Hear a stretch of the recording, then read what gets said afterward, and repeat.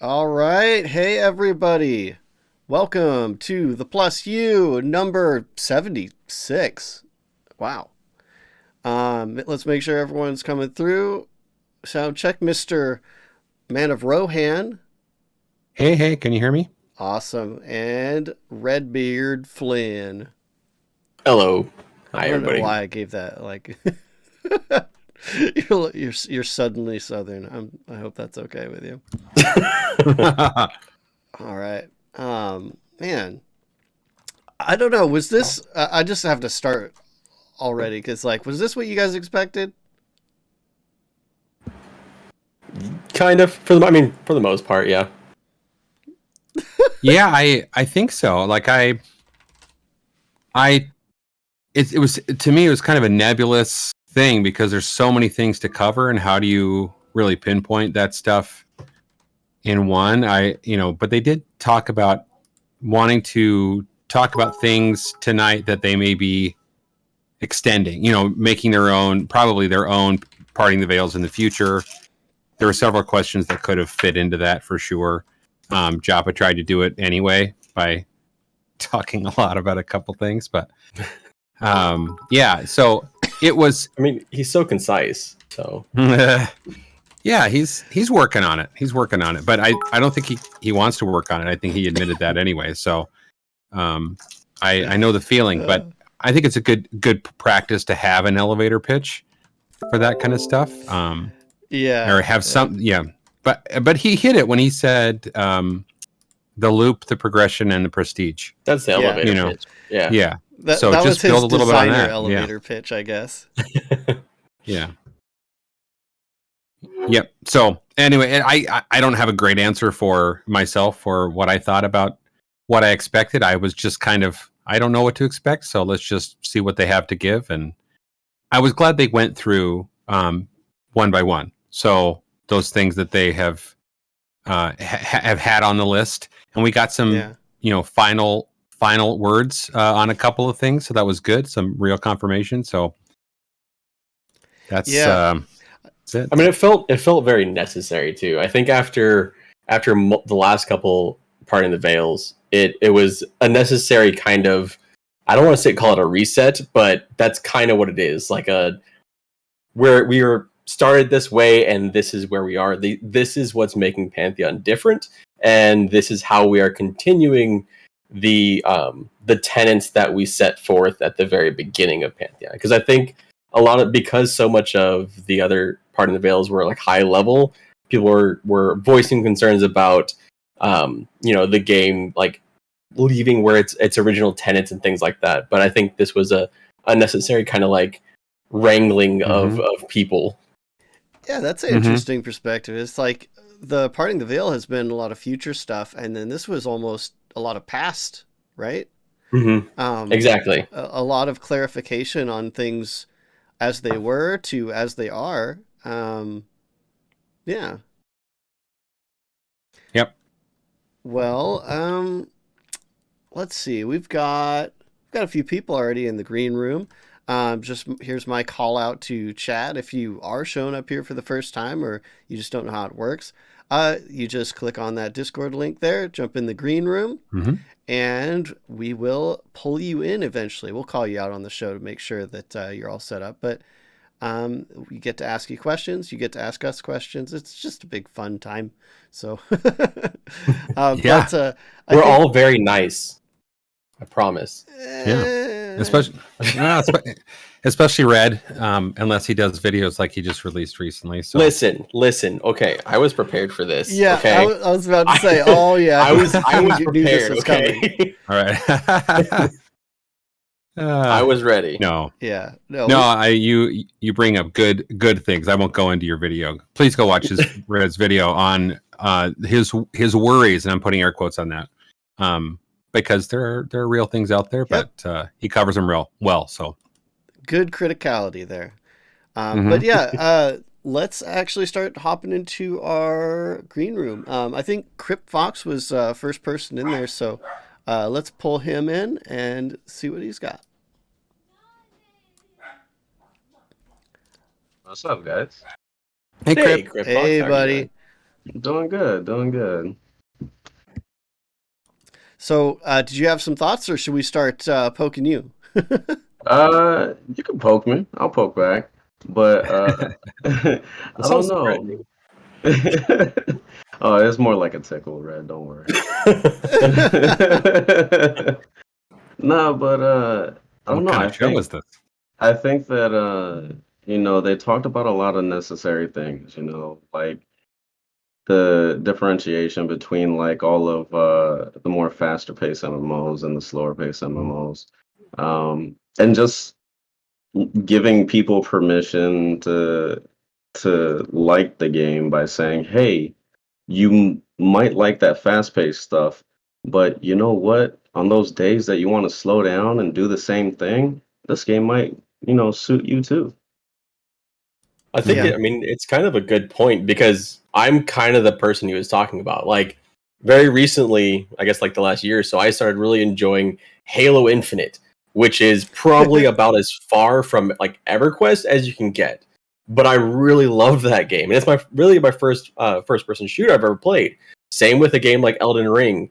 All those games are games that I really love and enjoy. They're very different from the slow paced games that I'm looking for. Yeah, it's all about, like Joppa was saying, is the game fun?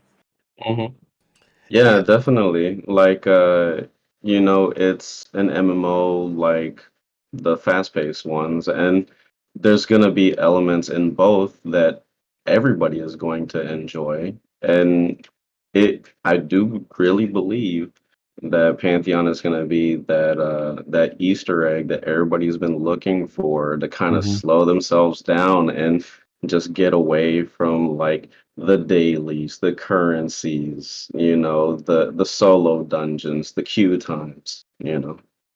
Yeah, Mhm. it was definitely something good to start pointing out because, as it's been said before, being I'll say that being a niche game, or a game that is at least for now directly appealing to a fairly smaller audience, it would be very easy to say that, well, Pantheon is only for these people, because Mhm. they liked this, they liked EverQuest, they liked Classic WoW, maybe Ultima, or they liked old games, and that's the audience. Mhm. Period. And the truth is, that's not as straightforward as a lot of people are. Like some people, maybe they do only play first person shooters, right? But at least the vast majority of friends that I have so many friends that don't play MMOs because when they've played, modern MMOs, it just hasn't hit them right. But Mhm. when I talk about, my experiences pre modern MMOs, they're always more engaged. Like they're like, "Wow, that sounds like it was a really good time." And I'm like, "Yeah, I wish I could do it again with you." but but the truth is, I don't think a lot of people are as kind of driven down that narrow road of preference as we might think. And so seeing Joppa point that out was honestly one of the biggest highlights of the episode for me. So Yeah. Yeah, I've always disliked the kind of like marketing talk of like, if you like Lord of the Rings, you'll really like this movie. It's on the back of the books or it's on the movie trailers, the best thing since this thing that I know you like. I've never really enjoyed that because I'm like, now you just assume that I'm this way. And I'm glad that they don't speak that way. They're talking about what's good about our game, and I think you're going to like it. Come try our game. It's going to be good. you won't really know it until If you you try like, it. yeah. Yeah, I Yeah. mean, they're hitting things, when they talk about the progression and the loop and the prestige. I think those are deep things that humans like no matter what, especially if you're a gamer. I mean, I guess I can't say everyone, because people are so different, but all across this world of ours, So, but I think that there are deep things about humans that we enjoy getting better at things. We Yeah. enjoy, other people enjoying us, and us being excited about something cool that we saw. So, Anyway, Yeah, I'm glad they talk about it that way. him Yeah. breaking it down to that base formula that almost doesn't have anything to do with games, right? Mm-hmm. Pretty huge. You don't hear Yeah. people talking about that. Game developers even like. I was surprised.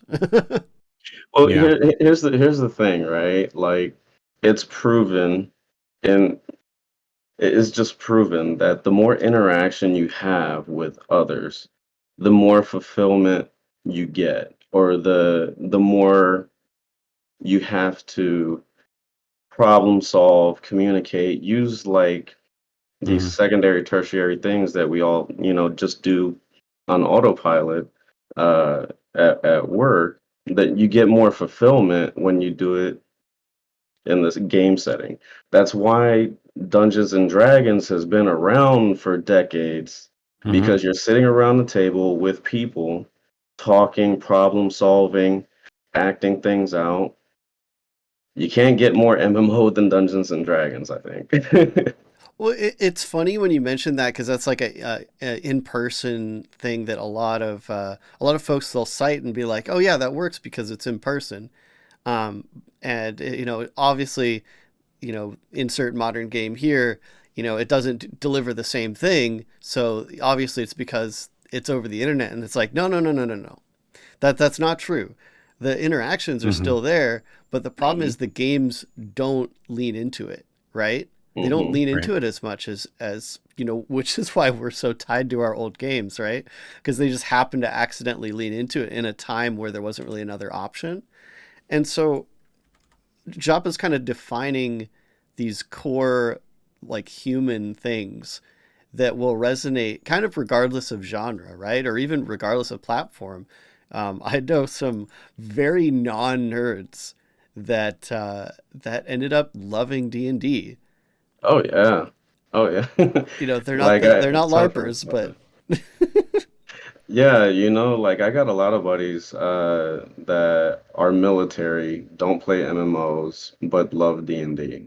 And it's just those core things that, make you more active as a person and more active and engaging with others. That's kind of like that core of that satisfaction we're all talking about.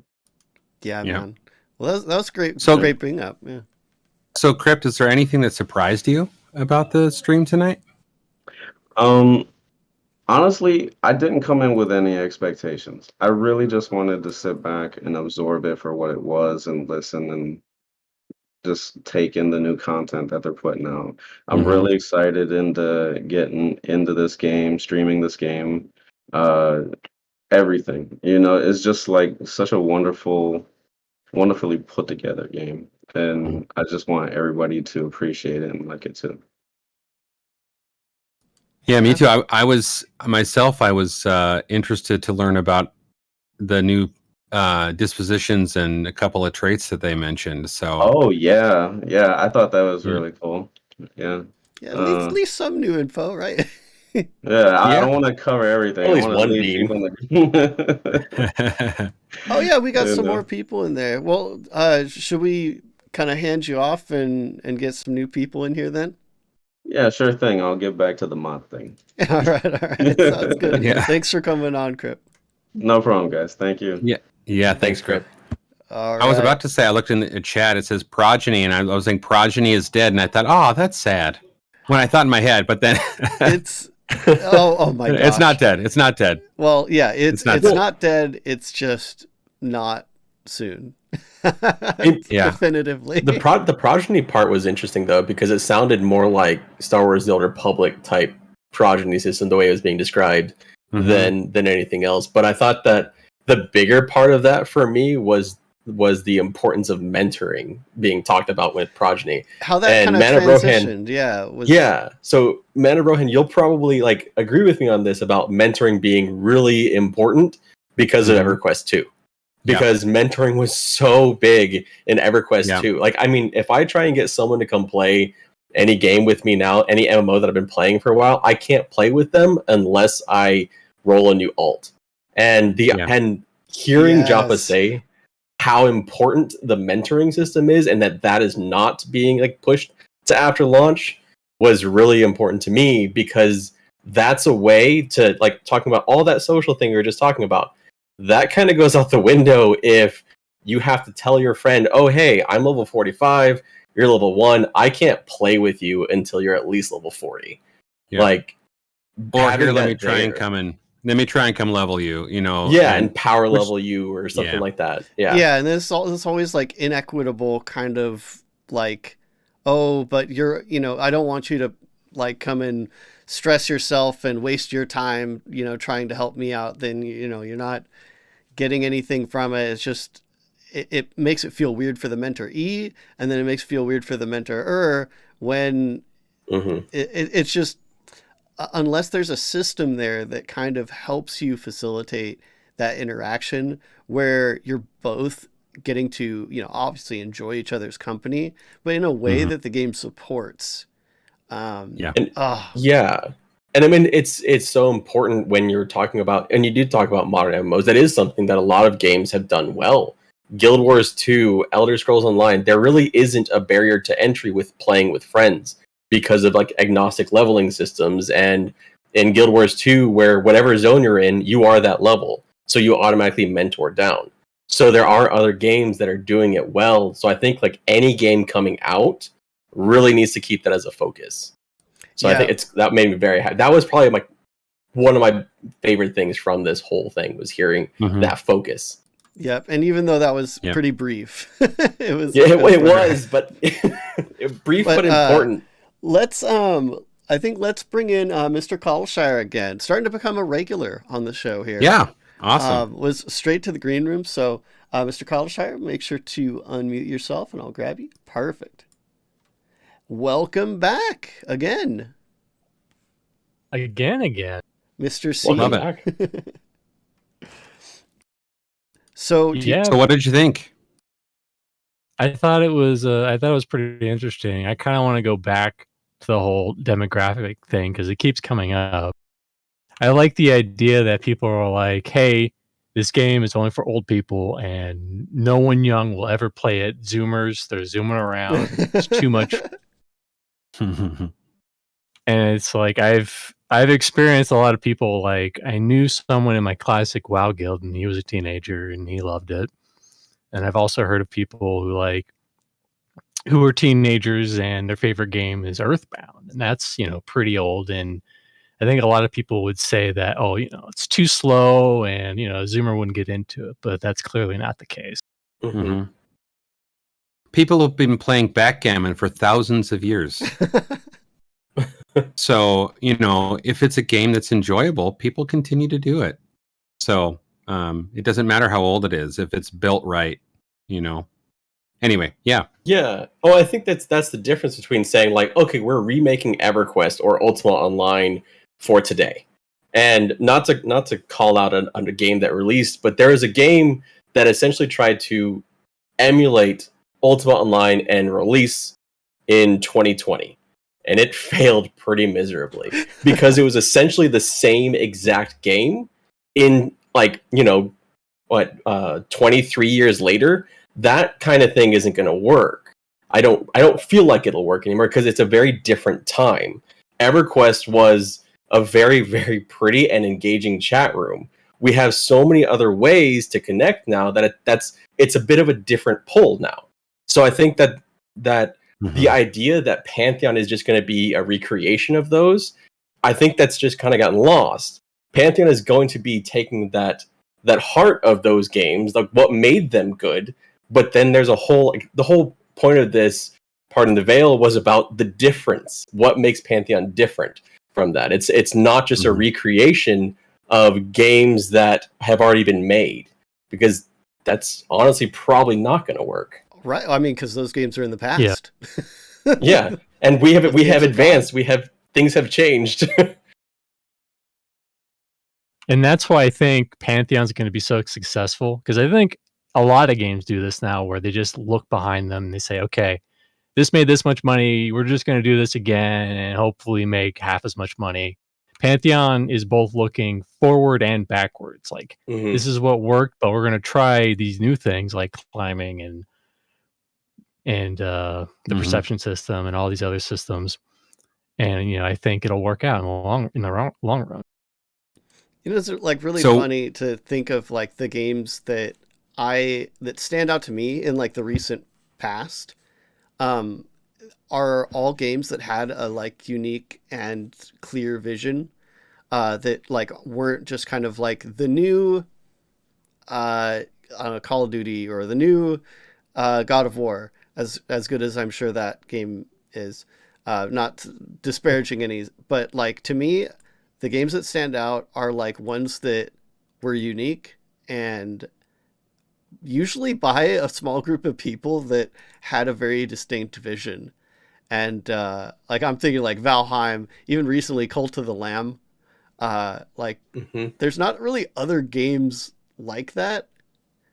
And that's kind of how I feel Pantheon is kind of like getting into, because when Pantheon comes out, at least as far as it's looking, it's not going to be something that is like, well, I like Pantheon, but except for not this like one feature, and so I'm going to go to this other game. It's like, well, Pantheon's going to have more things that make it unique and work in a, as Joppa said, cohesive fashion. Holistic approach. Yeah, it's Yeah. going to be hard to find something that suits that is even close. Yeah, and I think probably this is for any good MMO. You need a good backlog of things to do, because most MMOs it's like, okay, I need a level. Okay, I leveled. I need to do quests. Okay, and you get loot, and then it's like, okay, I'm done. I level. No, I guess I'll level a new character. Okay, meanwhile, Yeah. Pantheon is like, okay, leveling and the mount system and leveling your climbing and unlocking grappling hooks or other fantastical items or getting accustomed or acclimed or whatever the It's term acclimated. Yeah. is Acclimate, yeah. to and that's another thing that was kind of exciting. They said that the base game will probably only be like level 3 will be the max, but that the expansions will be higher, and that you'll have these you could be level ready for the expansion, but you won't have the acclimation to go to the expansion. So that's kind of interesting. Yeah, that was an interesting little Mhm. shout out they kind of slid in there. Was like, hey, we have Sneaky. tiers of climate that we're not even sure we want to put in yet. Like, it's something to have in their back pocket to at least have a degree of mystery, a degree of like challenge, or I don't want to say challenge just specifically with climate, but just an extra layer that is available to them that other games might not have. I mean, I don't know about y'all, but the darkest dark I'm okay with, but when we get to the darkest dark, I'm just not going to join that group. That's too scary for me, and I'll just pass. You don't want to get fractured. Yeah, No, thank you. Pantheon is going to be the most scariest horror game that's ever existed. Well, Oh, in no that jump sense, scares. there's going to be, one reason that works though is because there's at least something on the line. We could argue about the death and the mechanics of that and stuff, but the truth is, like, while Pantheon won't have the most punishing death system in the world, it's going to be something that causes these situations that they manufacture to mean something, which is also a thing that's been kind of missing. And I think they understand that that's a component of the whole picture, so that, we can have it all work together and get something unique. Yeah, especially if there are dark foe disposition folks in that dark, shooting out your light sources and Okay, now I'm actually getting scared. I'm gonna turn on I some more know. lights in here. Oh my just gosh. thinking about it. So I'll ask you the same thing. Is there anything, Sir Cottle or Mr. Cottleshire, Sir? Lots of sirs. and misters We're there, but- knighting, Mr. Sir Mid Coddle Sir. Mister. So, is there anything that surprised you tonight? I know you mentioned a couple, but is there something that just like, oh, that came out of nowhere? Probably the only thing that really surprised me was Joppa just giving a shout out to all the lore people, including Ferris. Yes. Oh, that Yeah. was cool. Yeah. That was great. really cool.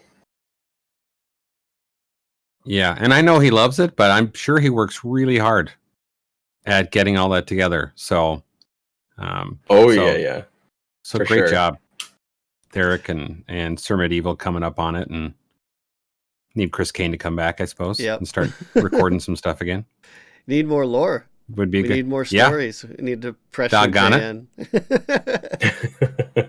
Yeah, start doing audio stuff of Ben and I and Crow's work. That's a good Oh, idea, fun. honestly. Yeah. Speaking of Ben and I see Ben and I in the green room. Was there anything else that you had to add, Mr. Cottleshire, before we throw you back to the wolves? That should do it. All right. Well, Oh, thank- no, awesome. not the wolf. Yeah, thanks for coming back on the show again. Like I said, it's kind of Yeah. fun to have almost you're becoming another regular. Like no pressure, man. But it's I awesome. want to be like a half regular. Like I show up sometimes, but then sometimes I don't. Just Well, keep us on our coming. toes. It's Yeah. great. Oh no, I mean I only showed up once and then they made me come do this. So you're next, Mr. Cottleshire. You made an impact. Oh no! All right. Well, see you. Have a good night, Mr. Cottleshire. Thanks again, man. All right, yeah.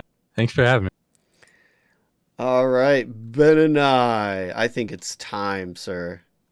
It's time for Ben and I. Go ahead, unmute yourself, and I will drag you in.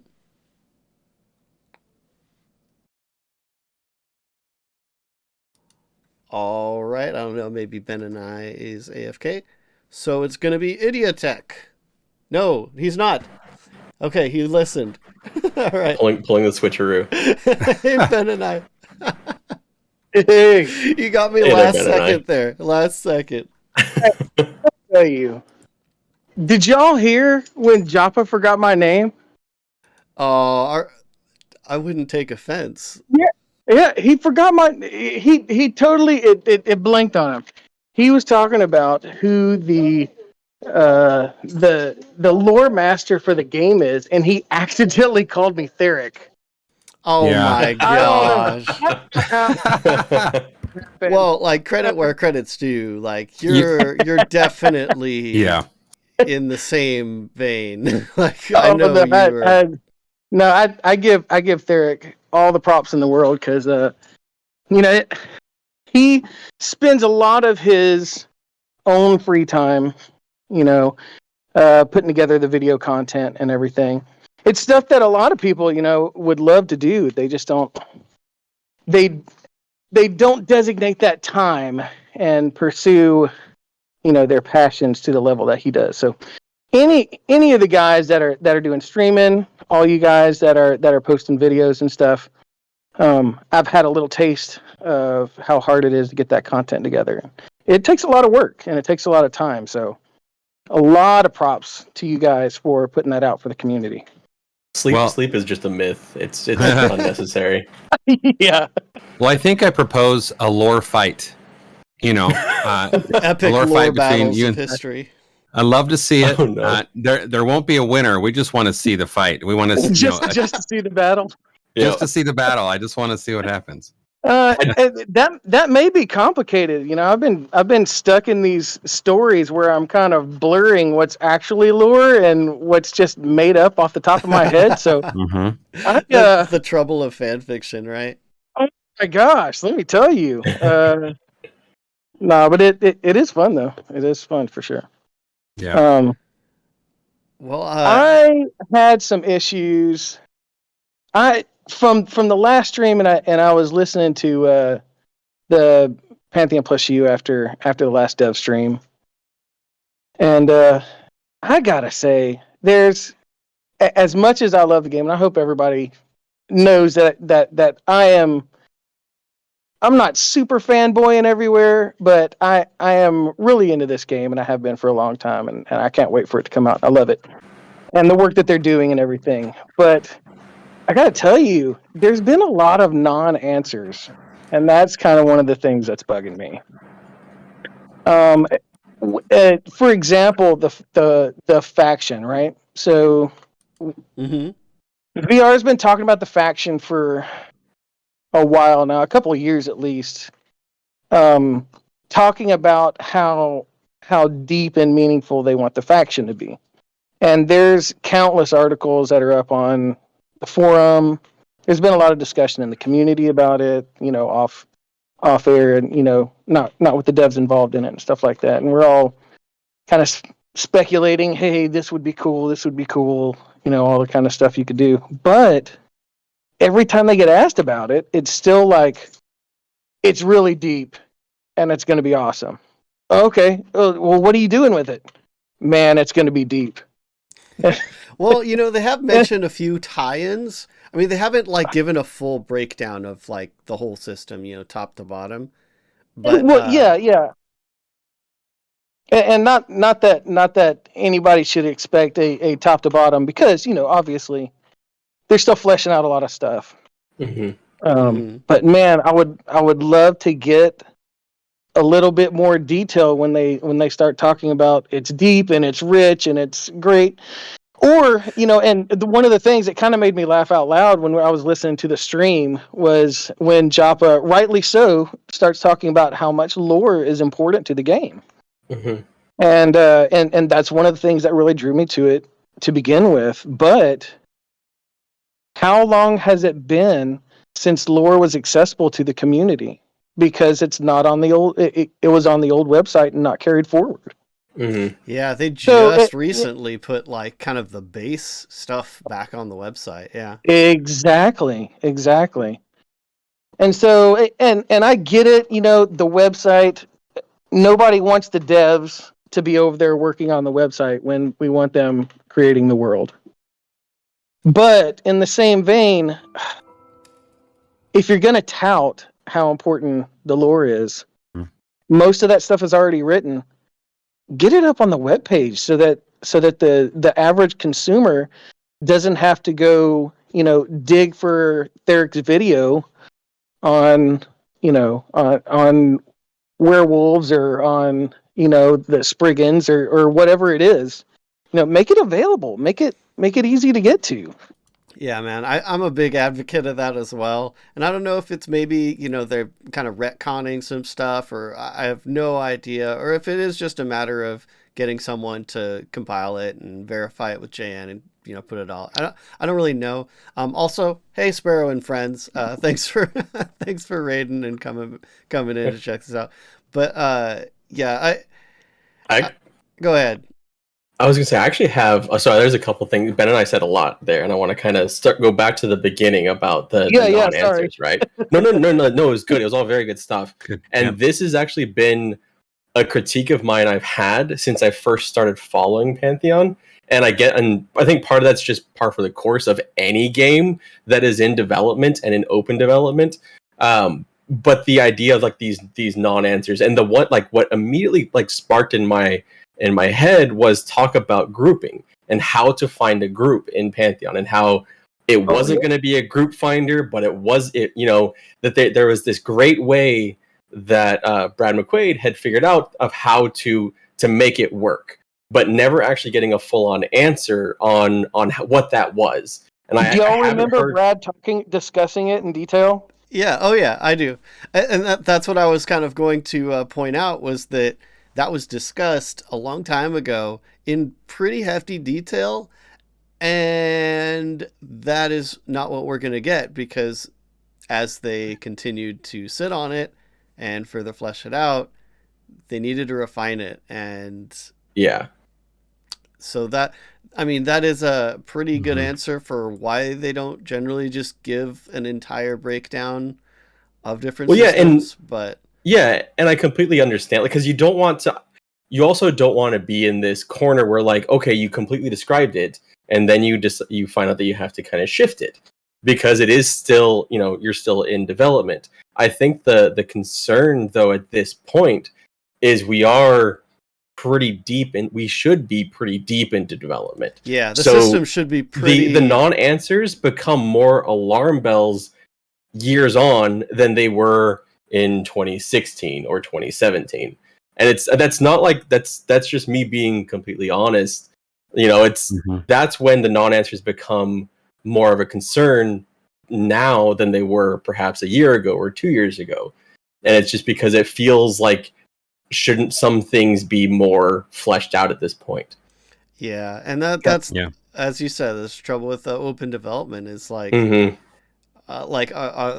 on one hand, everyone kind of thinks they want they think they want the devs to just throw all of their design documents, just like put them all up on, on the website for everyone to see. Yeah. Obviously I'm for that. That's well, and I think there was So- even a couple not too long ago. There was talk about are there concerns about if you do too much of that, will it just be copied by someone else? And I thought that was a valid, but I think it was kind of batted away as not a super big concern because you just hope you do it better, kind of thing.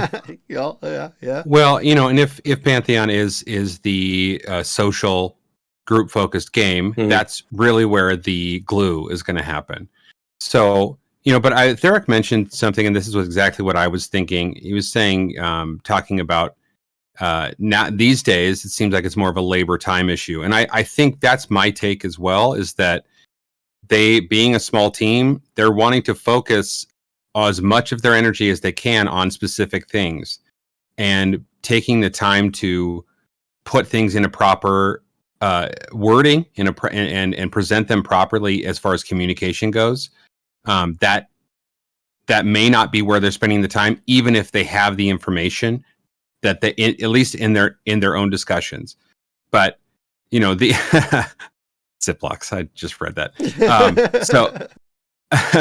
So I think that is a thing, but at the same time, even that's the battle that they're having right now, is that there's information that followers and people that are excited about this game, we are excited and we're going to continue to be, but there are things that we are counting on as for communication coming from the team, just as, I have worked in software development for a long time. If I'm not communicating at a regular cadence, some specific, so that people can take actions on their own, they're gonna, they're gonna say, "Oh, I'm gonna push this off until a year from now," which might be fine.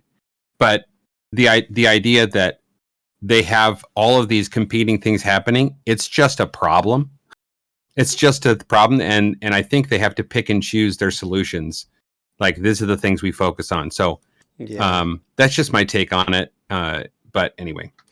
Yep. Definitely something that I think everyone would like to see a little bit more of is detail on systems and, just how the current plan is X is going to work. And I know a bit of Parting the Veil is kind of meant to do that, right? But that's more like usually a future thing, right?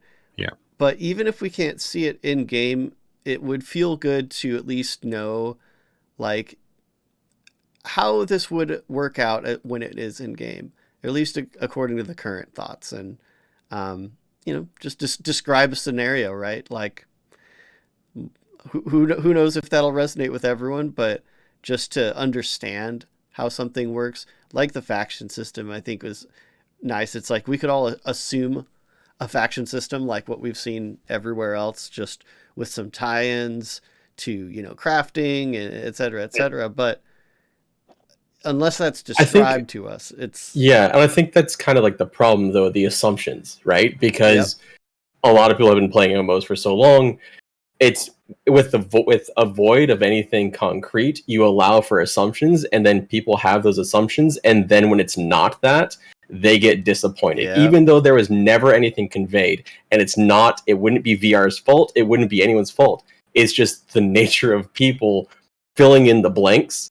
And that's why you had people saying, "Oh, it's EverQuest 3" for so long, because they were just filling in blanks and putting forth what they wanted it to be, rather than what was being conveyed. And I think that's one thing. But I wanted to kind of, another thing Ben and I was talking about was just the lore in general. So I wanted to talk about something a little bit more positive.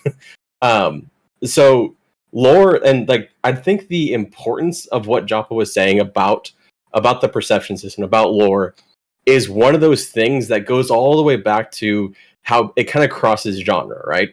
And I want to use a game that I never would have enjoyed, and the biggest part of that game was its story, and that's Outer Wilds. So Outer Wilds, it was a crowdfunded game, and it has this incredibly engrossing story. It doesn't have really anything crazy about it other than just the story.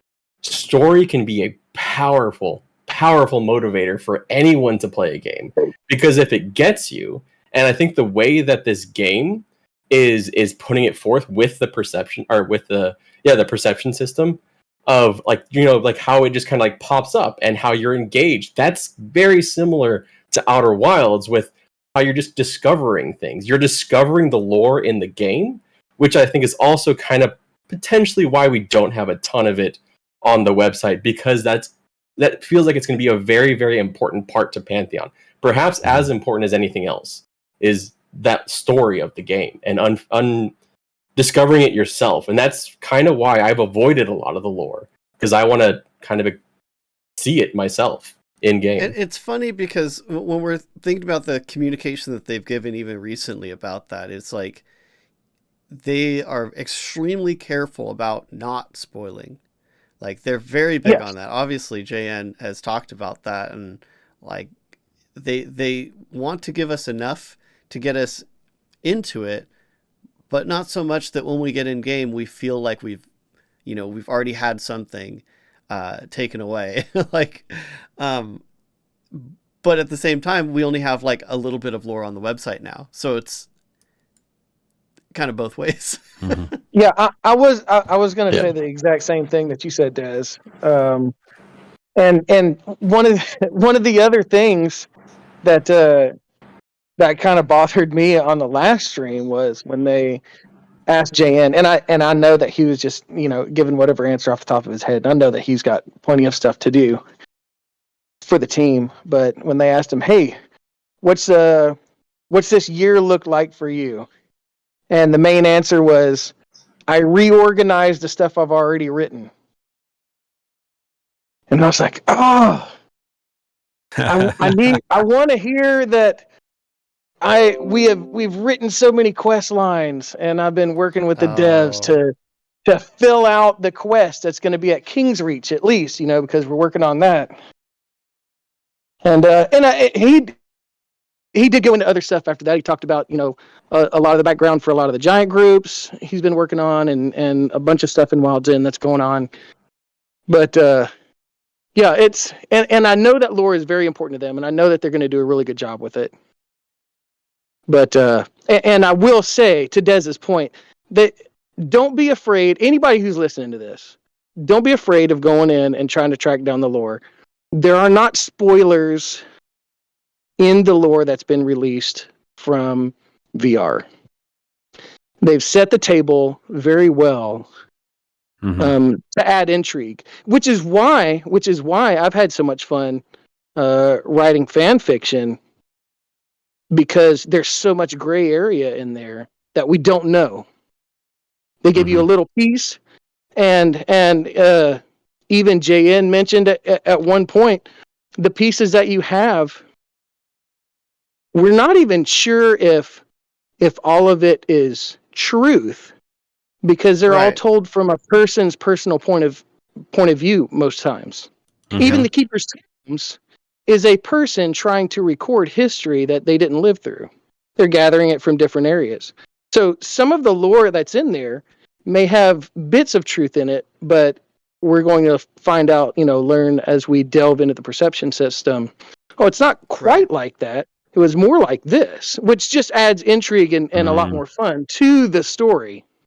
And actually, just to kind of take that and run a little bit, because you mentioned perception, because Joppa popped into chat here to kind of, you know, just real quick lay out the faction system that we were talking about, because it is just, you know, EQ's faction system with all these other hooks placed into it. And I think that was kind of like not quite the best example. But since you just mentioned perception, I think that is the right example of a system that's like a huge core thing to Pantheon. We saw like a, you know, not, I wouldn't even say like a prototype in that Fairthale co-stream, because that was kind of like set up more just to give a little taste, right?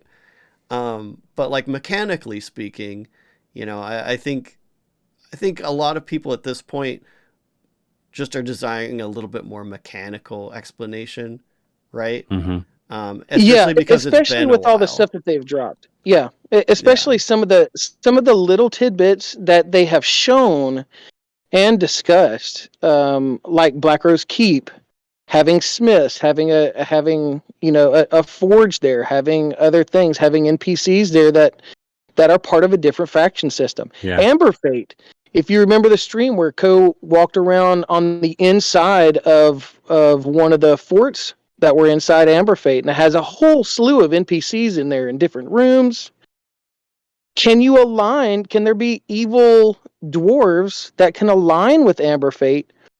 They may not be able to go to, their vanilla starting city, but can they hang out for the rest of their time in game as an evil dwarf in Amber Fate? And have enough Right. NPCs there and have enough crafting stations and stuff to support them there. Like that kind of stuff in a faction system, there's been hints that maybe they're leaning that direction, but we haven't heard anything concrete like that. Even though that would be extremely amazing. I mean, that would be kind of, if you really like faction systems and stuff like that, I mean, that's awesome. Yeah, like a faction Ben system and I that is actually changes your world experience. Like it actually Yeah. fundamentally changes how you operate. Where EQ was kind of like unlocking things, faction, at least in my mind, but again, like you're saying, like mechanically speaking, we don't really know, but I've always hoped that in Pantheon it was a little more than that it was more than just unlocking. It was more like, well, I'm making a choice. Like, do I want to please these people and piss these people off, or Yeah, exactly. Yeah. But And that goes back to what Joppa has always said. Your choices in the game have consequences. yeah, and just I hope it goes to something akin to that level. That would be awesome. yeah, and just to Right. kind of bring it around, as Joppa kind of said, the mechanics of perception is something they're holding on to, pretty tightly for a reason. And like I would assume that, right? At this point, I would hope that that's all locked down and ready. Just it doesn't feel great, like on the other side, where it's like there's this really important thing. We kind of know like how it will feel. See, but I would actually argue that we do have enough information on perception.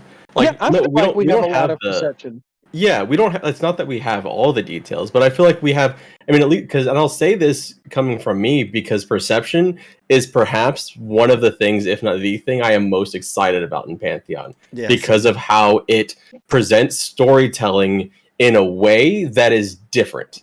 It's present, and we've seen it. We've seen it in streams. We've seen it explained on the website in some detail. So we have actually seen a lot of details about perception, enough to make it something that I am very excited about and see as one of those things that is a Pantheon difference. Just the way that they are going to kind of unveil the world and its history and everything to you, and kind of do it that way. And it's been one of those things that's been there from the beginning. Just kind of like something to be talked about for a long time. And I think that's kind of like the sweet spot to me. Like, it's been talked about enough where there's a lot of excitement around it, but there's still details we don't know. And I think that's kind of like a good balance. Yeah. Agreed. I actually don't, but No? but that's fine. That's fine. Yeah. He wants more. He wants more. See? And I will not be on next month's Pantheon Plus You. Dennis has kicked me off. I agree. No. I agree with that. But in the end, though, this is a call-in show, and I definitely want to get to Idiotech and not leave him kind of Right. hanging in there, right? So Thanks, Ben and I. Yeah, man. Thanks so much for coming on, bud. Thank you, Ben. Hey, you guys stay warm. Oh yeah. Well, look, it's Minnesota, for heaven's sake. Don't you know?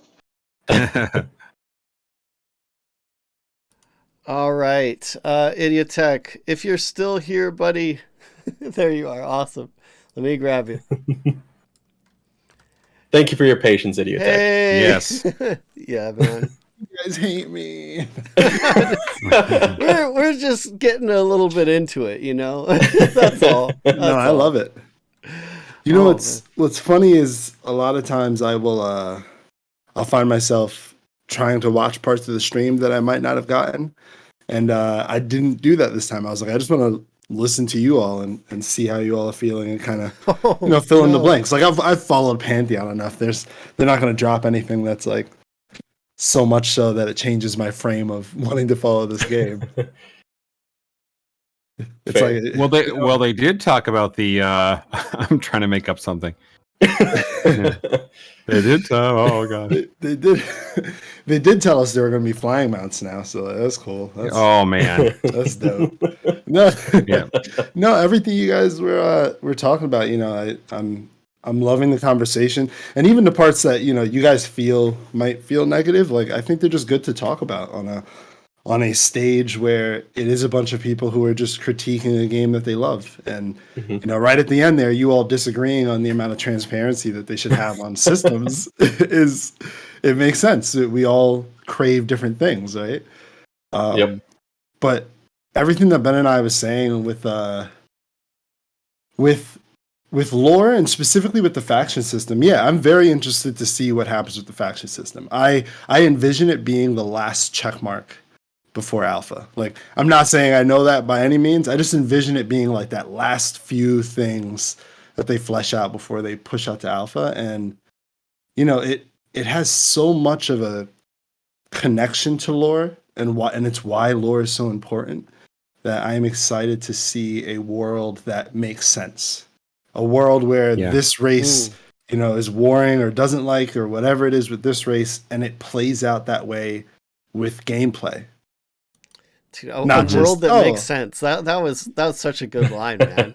I mean, it's simple, but like that's absolutely with gameplay. Well, there's a certain amount of stuff we suspend reality when we're playing games. Period. But yes, if you are fighting a group and these dudes over there, they can see you. Why aren't they helping their friends? Yeah, And in with dispositions included, they're really weaving together all of these things. This is my perception. I'm obviously not a part of any development of this game, but my perception is that they're weaving all these things together. And to say that this disposition, there might be someone in that group who maybe has better eyesight. I don't know. I'm just imagining from a role playing perspective, and they can see that we're fighting. I'm like, hey, Frank's being attacked. Frank the orc. I don't know. And so I think you're right that they are. It's how I wrote it in my notes when I was saying that perception and lore and disposition and faction and all of that. They have it together. They're all pieces that are holding each other up. Or walls of the same building. Yeah. And So, I agree. So to say the Pantheon difference is that cohesion.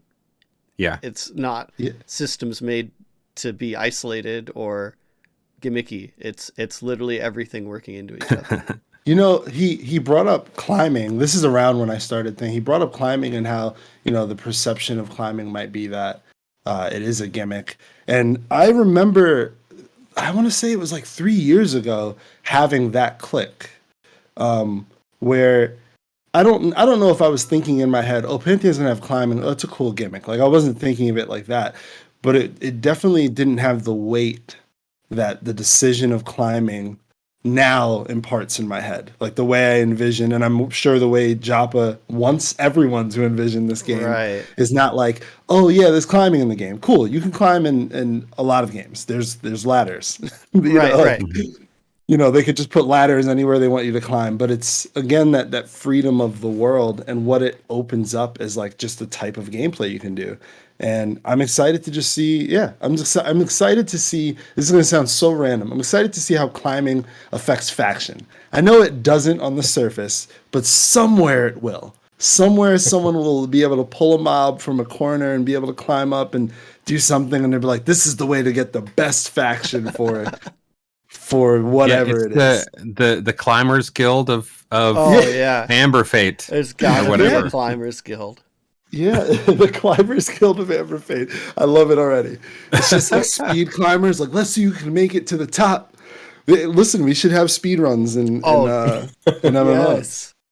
We should Speed have climbs, literal speed obstacle climbs. courses. Absolutely. No, like That would be really cool, man. that line though about like player sovereignty. I mean that being a formal chunk of the Pantheon difference Yeah. is such a better phrasing than having, you know, all this underwater or climbing or, you know, all these like specific things that you can say to someone that they're like, oh, well, like, okay, big deal. Like, Mhm. but no, all emphasized under the roof of player sovereignty to be like, this is an MMO that is letting you live out your exploration, your, you know, sense of discovery and adventure. You're actually, this is why I jokingly and kind of seriously say that we're making up a new genre in that Pantheon is an massively multiplayer online adventure game. Because Yeah. that's how I love that. important the sovereignty is of being able to do all of these things. And that's, I mean, a huge reason I'm behind this project. That's awesome. I like, quite honestly, right back at me. I really like that. Because one thing I do want to bring up, and I've said this, funny enough, I remember speaking this point when Minus, was back doing Pantheon Plus. So I remember being on here and kind of bringing this up, that there's a lot of people who play survival games. And the gameplay loop of a typical survival game, especially ones from 5 years ago, was a tenth of the things to do in this game, even at this point. And I just got to clarify that though, because the survival like inspires certain things in people's minds, right? True. Okay. Because Pantheon's not a survival game, but so what you're saying is that the amount of stuff to do though, the kind of, I don't want to say busy work, right? Because we're talking about busy work that matters, or I don't even want to call it busy work, right? Well, it's so that's where I think there's parallels. So I do think the distinction should be made that I'm not saying that this is going to be a survival game, but what I mean is a lot of the gameplay loop of a survival game. Oh, I'm naked. I'm going to get gear. Okay, that's acclimation. Okay, now I need to build a hut or whatever it is, or so I can build tools. Well, that's going out into the world and gathering materials and wood to go build tools in the crafting system. So I think all of the pieces of the loop that people crave when you do a survival game are present in MMOs, plus lore, plus a system of I can't think of a faction, plus maybe PvP or whatever else enters the scape of gameplay. There's so many dimensions, right? There's a lot of dimensions that can be put into it, and then lore, like I said, has all those layers that we don't think of. I think that's what kills me with a lot of survival games is I'm like, oh, cool, I'm playing Ark Survival Evolved. There's a ton of dinosaurs. Things that, I'm sorry, I should have said a game. But I'm playing a cool game with lots of dinosaurs in it. And then you get to I get to this wall after playing for a month and a half where I'm like, whoa, okay, what's going on? Like, what are we doing here? But this is an MMO. Like there's not really games out there that have more content than MMOs.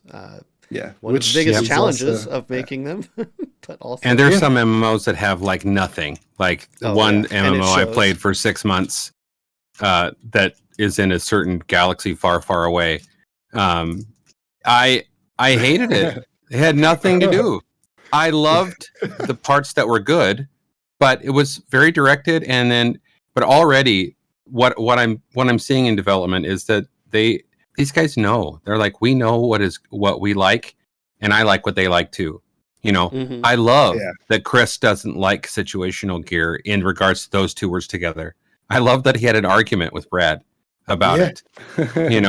I am totally on his side.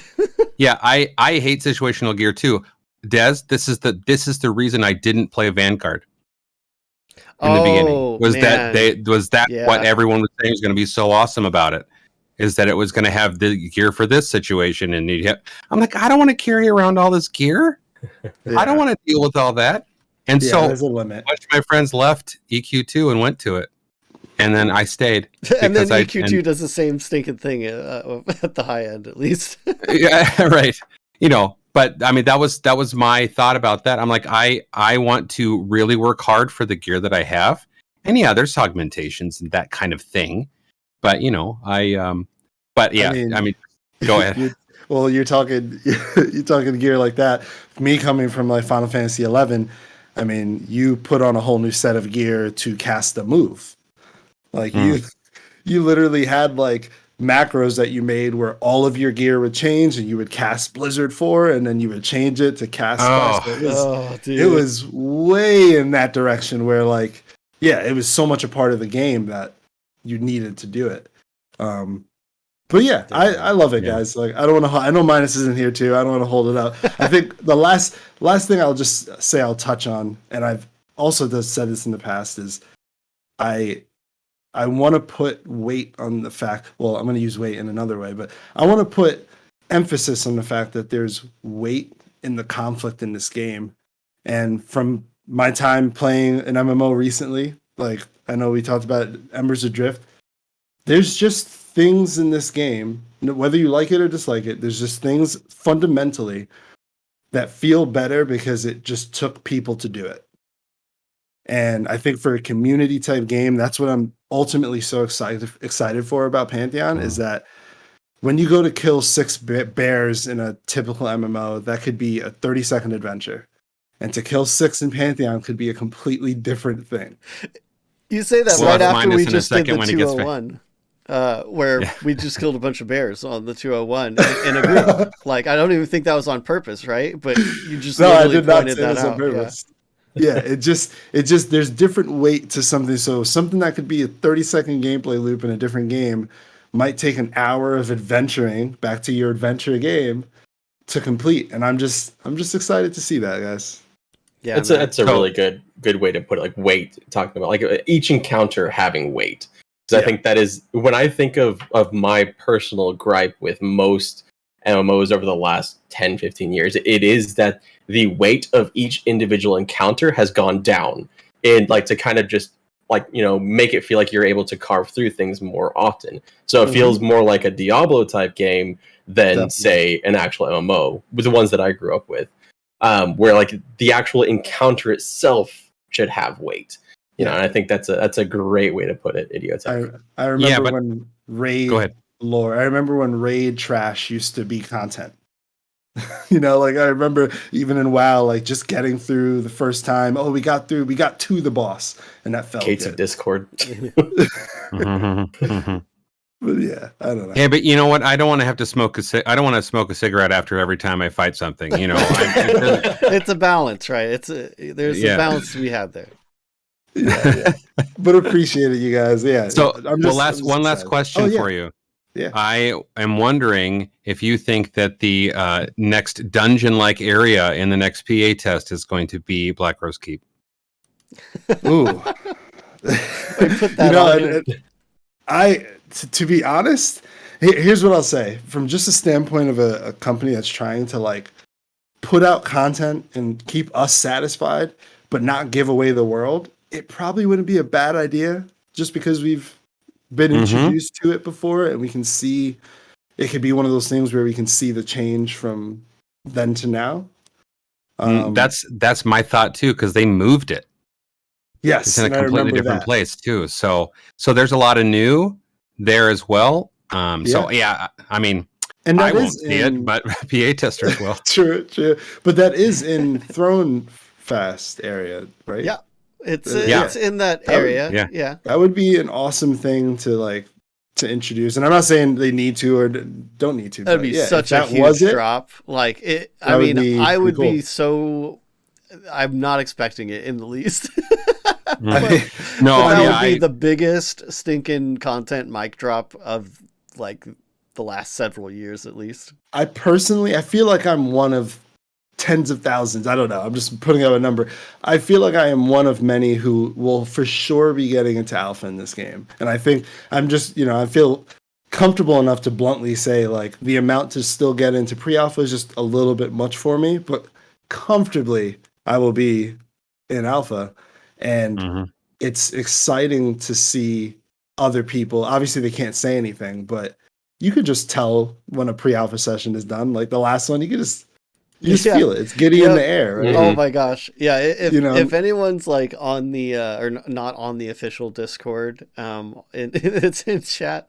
You got to be on the official Discord Yeah. just because you can probably tell when a pre-alpha session has happened just by the Just- air, the air in the channel. Yeah. Something about it, and the And air, how long it takes someone to type something because they have to go back and erase what they were going to say. yes, yeah. I feel like for sure. I love living vicariously. We've all been doing it, and I don't mind living vicariously through some really dedicated people to get to a point. And I trust the people that are in pre-alpha. I know a few, and I know what they like, and I trust that anything that I would have done, they're doing. So Yeah, man. yeah, That's great. Thanks, Idiotech. of course. Yeah, No, appreciate you all. Appreciate you. Come It's back really nice anytime. to have you in, man. Yeah, it's always a pleasure when I can make it. Thanks, yeah. EDTech. Peace. Night, dude. All right. We've got a wild minus sitting in our green room here, and I think it's time. All right. Bring on the Bears. Yeah. Bring Yeah, on if the Derek is still Bears. in, he's got one eye open right now. If Derek is Hey, still in. Minus. Hey there, Minus. Hey, how are we tonight? Pretty Doing good. dang good, Excellent. all things considered here. So I got to say a couple things quickly here. Frank the Orc, that name's taken. So I'm really sorry, Manarohan, you were not the first. That name is Oh, you would not be able to be Frank the Orc. wow, it's such a orcish name, though. I'm Yeah. surprised. I'm so surprised. Yeah. And I think too, I have to give a call out. Ben and I had a lot to say tonight, and there wasn't one moment where he talked about humans having some kind of conspiracy. It was very odd. Are we sure that was Ben and I in the chat? Because making a conspiracy out of not having a conspiracy is the most on point thing I think Yeah. of this whole night. yeah, so a little strange there. So no, I mean it's great being on with the two of you, Desrin and Manarohan. It's really great being here with you two tonight. So no, I'm just kidding, Redbeard. Wow. Poor man. Wow. I had Oh, to jump shade. in on that. I had to jump in on that from earlier. So no, listen, hey, I listen, right? Trying to be a part. No, but you guys brought up a lot of great points. First of all, as always, I want to tell you how much I appreciate the fact that you guys have two different teams covering the different content we put out there, and I love the honest feedback. You guys can see that Chris and the different devs are jumping that chat, and you hear from them from time to time, and it's because of the value, and it's everything. I've said it a million times that feedback in all forms from the community that we care about is important, and I just love the way that all of you are able to not only articulate and be fair and still have concerns or support in various things, but then allow people to come on and do the same is amazing. It's what makes the community great. So never stop doing that, please, because I think I can speak for the whole team in saying it's just something we love. So thank you for that. Yeah. Wanted to hit on a couple things. You guys are free to ask me some questions that I can answer in my wheelhouse, but there's a few things I Feel just want free to to hit hit on. on it. Yeah, nice. And I think the first thing I wanted to kind of talk about is communication. So, when I came on board, one of the things I really wanted to address was communication. And I think that I really want to say thank you to a lot of people who've really kind of understood that a lot of our communication has gotten better. I think getting perfect in communication is impossible. Yeah. We don't strive for it because, and I know this sounds weird, but if we strive to be perfect, we'll leave gaps elsewhere. I feel like being natural, kind of coming up with some things that we enjoy. I think the last stream perhaps was hopefully, it wasn't for everybody, but I hope that you guys could sense the joy and Oh, the it was so fun good. that we had. Mhm. Yeah. And I think what it comes down to is when we look at the content we put out there, and again, please understand, I'm not trying to pat anyone on the back here, just trying to talk openly and kind of like dissect this giant topic, right? Of communication is when I look around, and I don't follow every single MMORPG, but I follow a lot. and you can look at different in development MMORPGs in various stages, whether it's early release or early development or whatever phase, or a game that's already released or a game that's released in an expansion. You know, I kind of look and I say, where do we communicate with our community versus where these games communicate with their community? And there's things that some may be better at than us, and there's some that we might be better at than them. But I think the one thing that I hope comes across is that our goal is to communicate and be as transparent as we are comfortable with to those people who follow us. And it's not easy, because we have these different visions of how we want to put out content. We have content where we want to show you. And trust me, I think all of us are really excited when we get to show you. I think it comes through on the streams. You know, like when we can show that new zone, or we can show in-game footage, like that's the stuff that we all live and die for. But we know that that's not always going to be the opportunity of where we're at in development. It's just not. You know, I don't ever want to overpromise that, because there's no way we can overdeliver. So at the moment, you know, what we have to do is we think about, when we communicate, are we being consistent? Do we have an idea of how we want to communicate? And are we trying to communicate the best we can? And I'm proud of the team. I think that when we look at having the live dev stream and then having Party in the Veil, which is new, and then obviously, you know, Chris and myself talk often, but we're kind of getting into a flow. I hope you guys can see where we're getting more comfortable talking to each other and making it more natural. And then we have the newsletter, right? And then just think about what we've been able to do when we can't show. Like, we still have that content. We don't say, hey, we're taking a month off because we have heads down. And I'm just proud of the team. This isn't, again, it's not patting myself on the back or anything like that, but I'm proud that, like, how many people are involved in these things to make this kind of stuff happen. And then we have the VIP offering that we do the first week of the month with Bring Out Your Dev.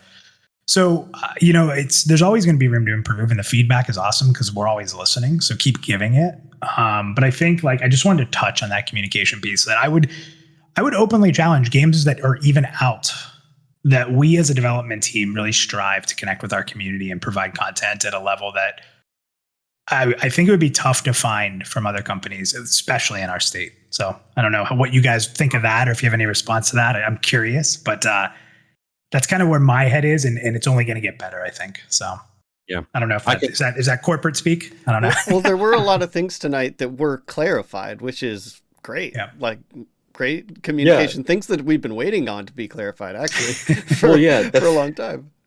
I think that's what I was talking about at the beginning of this. The reaction is how, like, I felt like this was a very needed stream, and it clarified things and kind of corralled us a little bit and helped us kind of, you know, like, kind of like put to rest a lot of things. I think it was a very, very necessary thing. And I've said, I think even said in a video in the past, that the communication has definitely gotten a lot better over the last, I'd say, like last year.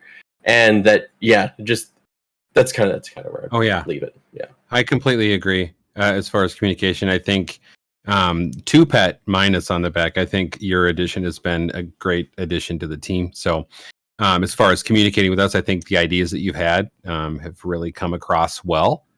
And I personally am actually this particular stream, not tonight, but the Parting the Veil stream is my favorite stream. Has nothing to do with me being on this particular show afterwards. But yeah, you can admit it because you like spending time with me. It's okay. I do. It's true. But I'm a homer. It's true. I think that the information that you guys are digging into in each one of these last three has really satisfied my need. I know we've talked about wanting to have more information or more mechanics, more whatever, and I think each one of these is really hitting home on those. Maybe there's some vague speak, but I come from a place where in working where you can't give all this information because people are going to take it in a certain way, and if the other parts aren't ready, you know, in as far as this game goes, if you give a certain piece of information, you guys definitely know people run with it, and they go 1,000 different directions, and until you have the other side of that information to say, here's what we said about, and then here's what it looks like, and then here's how it happens, you just want to steer away. So I completely get it, but I was very happy to hear tonight about just the clarification that Living Codex should be off the list. Yeah. You know, Yep. not that I was happy for it, I or colored was. it, but I'm happy that you guys are really zoning in on this is what our game is. Mhm. Not we're trying to, you know, we want to have these things that are fun for everybody. You're saying this is what our game is. We think you're going to like it. Come and try it. And that's Yep. you know, if you know what you are, if you know what game you are and that you're trying to make, then people who love that will fall in line. And the things that you're focusing on, anyway, I said it before, they're basic human things. They're, you know, people want to be better at things. People want to, you know, so I know I'm talking a lot. I'm taking a page out of Joppa's book right now, but I mean, But I think that the whole holistic approach, talking about it that way, was really important too. But Man of Rohan, I don't know what you're talking about. There's nothing that the Pantheon community would take and run away with imminently. Yeah. Oh yeah. my god. Right, funny. So that brings me to my next point here for sure, which is like that clarity. And you guys brought it up tonight, and just an interesting topic of conversation, and I actually really enjoy it, which is the answering versus not answering, right? So it's interesting. I think one of the examples that was brought up is if we don't answer it, minds run wild. Well, even if we do answer it, minds run wild. That's really never going to go away. And I think again, it's you know, when you're doing this and you're thinking about like how to communicate, and more so, I think it's more important for us than a lot of games because we're crowdfunded. And we're so reliant on the support of our community. And also we're building a game that we believe the community is going to carry the social aspects of. So there's a lot of pressure on that. But I think at the end of the day, there's a couple things with clarifying. It's first of all, when we clarify, it doesn't mean we won't have to re-clarify. Right. Because when you're implementing things, and I think Chris has said this a lot, we may have this idea of how to implement something, and here's how we're going to do it. And we do it, and it's not fun. So we tweak it a little bit. So we're going to need to re-clarify that, and we're going to need to re-clarify. So it's when we talk the way we do, and I appreciate you saying you enjoy Party in the Veil. I enjoy it a ton, just because I think I like sitting with Chris and just talking through these things is always enlightening and motivating. But we understand too that there's people who just want to see. And man, when we can show gameplay, just you guys wait. You just wait to see some of the stuff we can do. And I don't think we're super far off from that. You know, I think that's important to know too. So That's kind of like the capstone that I kept like distracting myself from like from finishing as we were talking earlier, was that like we are kind of getting to that point where explaining systems and everything isn't going to matter because we're just going to see the game, right? yeah. So Yeah. it becomes irrelevant eventually. It's just right now I'm the gonna- sentiment, you know, is I'm going to share something that Chris said to me tonight. Hopefully he's okay with this, so I get in trouble. He said, what's great about what we're doing here from a standpoint of we have this show me stream and then we have this design documentation stream, is that once we're able to show the game, all of it will be validated. All of it will be meaningful. And it'll all serve an even greater purpose once you're able to see it. And I do believe that. Because the other part of clarity that's really tricky, and all three of you are very dedicated community members, you're soaking up the information that comes out, but we also have this strategy where we need to be able not just to appease our hardcore fans, but every time you guys do a great video and you pull in that new viewer to Pantheon, where do they start? Right. yeah. So that's always been, so like, do they go to the website, they check the newest streams. So sometimes we do have to like re-clarify or revisit. And we understand that that's not going to land the same for the veteran hardcore Pantheon community fans as it's going to for someone who's newly discovering. So it's this balance, right? Of when is it right to re-clarify something? When is it right to show something new? And I think the other thing too is think about this, for example, like we have answers. There's some answers we're not ready to say. And I think that everybody knows that. And it goes back to like the lore you guys asked about, like, oh, I saw lore, like said he organized. There is so much lore that you have no idea on. And guess what? You won't until you find it in game. Because otherwise, what good is the lore in game, right? Mhm. So that's one. But but going back to this, the spoiling versus like, think about, there's a lot of people out there that are afraid of feature creep. And I think that's a really important part of the reason why we're talking through the design docs. And these are things that are done, is because if you haven't heard of something, we've said it before, it doesn't mean it doesn't exist. And I think the taming system, which we were very clear on, we brought forth this brand new system nobody's ever heard of before. And we went in depth on it. So here's that clarity. Here's the definite answer. And you had half the people like, holy cow, this is crazy. And the other half is like, oh, this is feature creep. No. This has been around forever. You just didn't know. So the timing in that stuff is tricky, right? It's a fun, tricky balance of communicating, showing, being consistent, tailoring to our hardcore crowd, tailoring to our new crowd, and doing it in a way where at least what I hope, and as this continues to get better, and then once we get gameplay in, is in a way that's reliable and understanding, okay, well, hey, I'm a huge fan of Party in the Veil, so I'm going to catch those episodes, and then I'll catch up on live streams, or vice versa. Or, hey, I really like to read the newsletter and get caught up. The goal is eventually, as those continue to be refined, is that we can allow anybody in our community, depending on if they are hardcore, casual, new discoverer, a means to follow in a way that suits them. And I think that's the constant thing we're trying to build towards. And again, once we have gameplay, it's that we're going to show more consistently and more consistent pre-alpha sessions. Obviously, that job is going to become easier.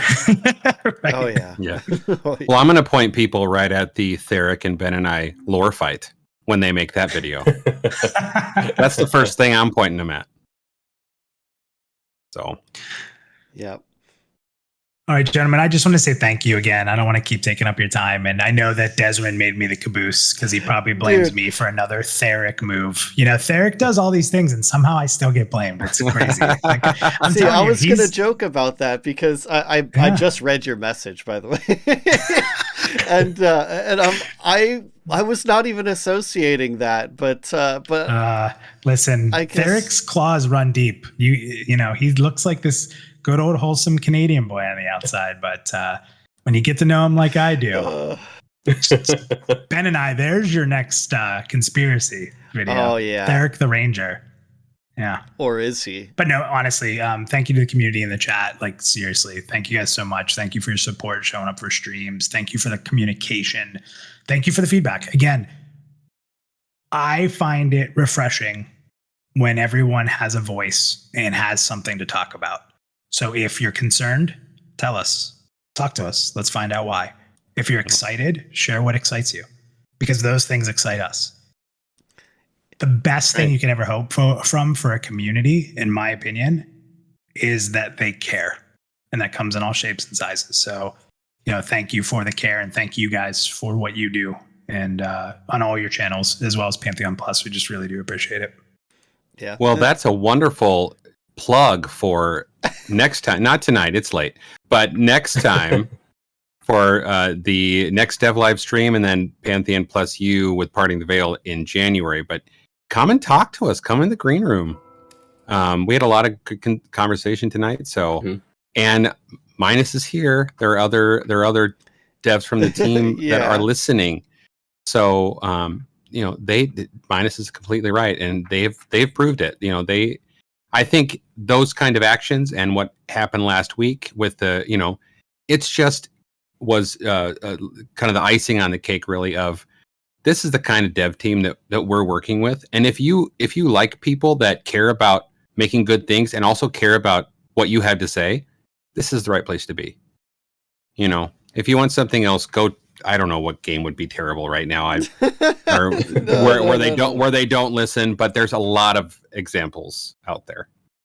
And I mean, I'll say, just as a part of the community, as a content creator, and all of it, I have received so much appreciation for what Pantheon is doing, and it's been a game that I've been following for a long time, and I feel like out of the games that I do follow, it is the game that has consistently shown a passion for what they're doing and backed it up with communication.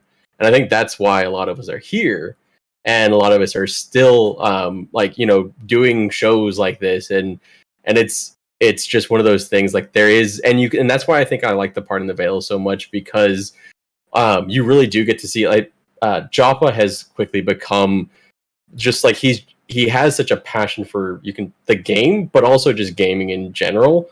And when it's his 30-second pitch goes into a 30-minute pitch, I think it's one of those things we can just sit back and enjoy. And it's just, there's something different specifically about this game and about this development, and that's why I think a lot of us are still here. Yeah, and I'll say too, last year, like, we have a lot of great leaders on our team, a lot. And we have people who aren't in leadership positions who are amazing leaders and speak up and have a voice. And, you know, so I don't want to discredit any other leaders, but, you know, obviously I feel like our game does very well when someone like Chris, and there's others, but someone like Chris is able to speak openly and talk out there, because his passion it's just comes through. There's no hiding it. There's no, you know, it's not fake.